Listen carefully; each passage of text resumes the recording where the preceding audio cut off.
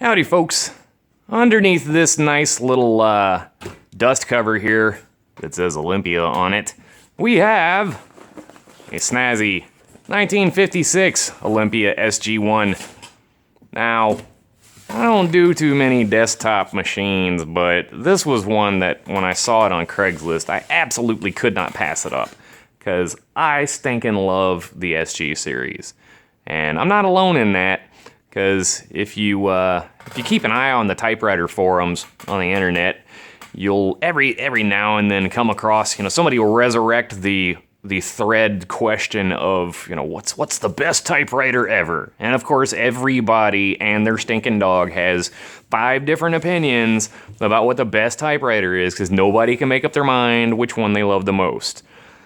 But the SG series is always part of that conversation. Somehow, it always comes up.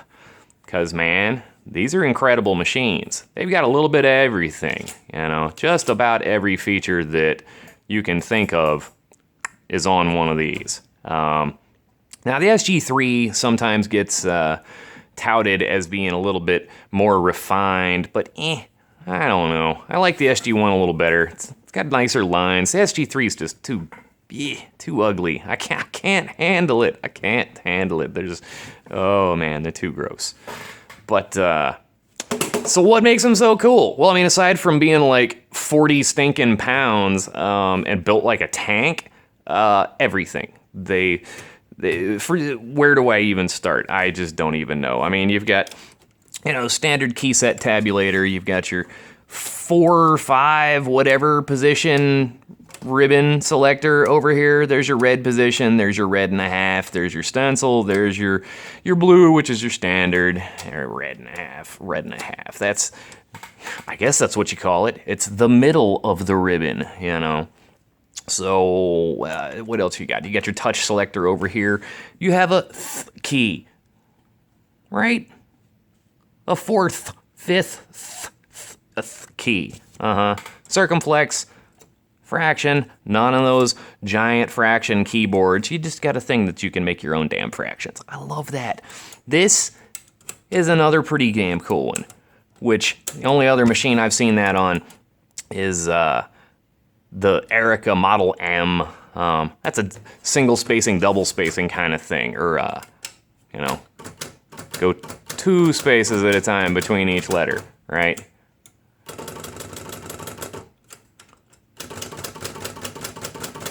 Pretty crazy. So, what's the other feature that I was going to mention? The Paper Injector. Oh, what does this do? It does wonderful, wonderful things. Bam! Just like that. Gotta see it again, because it's too cool. Just sit your paper in there, and then just like that. Absolutely love it. So while I got a piece of paper in here, might as well do a little type test on it. Which this thing came to me, it was nice and clean-ish, but I went ahead and cleaned up the segment and the interior segments on there and got rid of some of the old crappy lubrication and relubricated the parts that really need it and whatnot. Cleaned the type. But, what else did I have to do on this thing? The margins were acting up. I had to fix some of that. Yank the carriage apart. Diddle with all that. Oh yeah, the carriage. Huh. How could I forget to mention the carriage? So, you may notice this lever right there. Little piece of cotton. Little toggle switch thing, of which there are 2. And those allow you to just take the carriage right off. Like, is that not just the slickest thing ever? Really? Because, man, that's pretty awesome, if you ask me.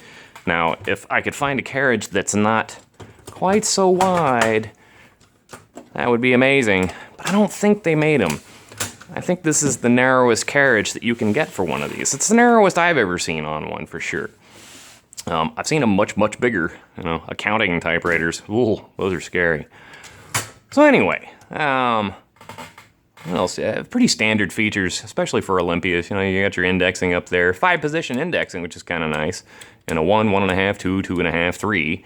And this is the little knob to control how far your paper injector goes. So you can set the header height if you want. Metal paper bale rollers. Dig that, right?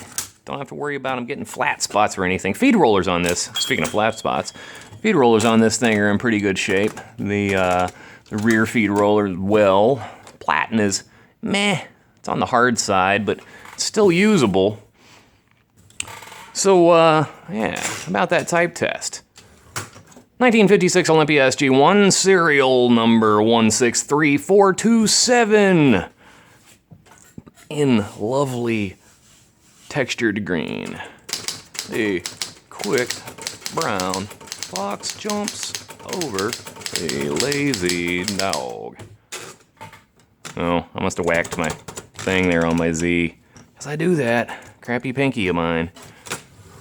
So, being a desktop model and being freshly cleaned, this thing types like the wind.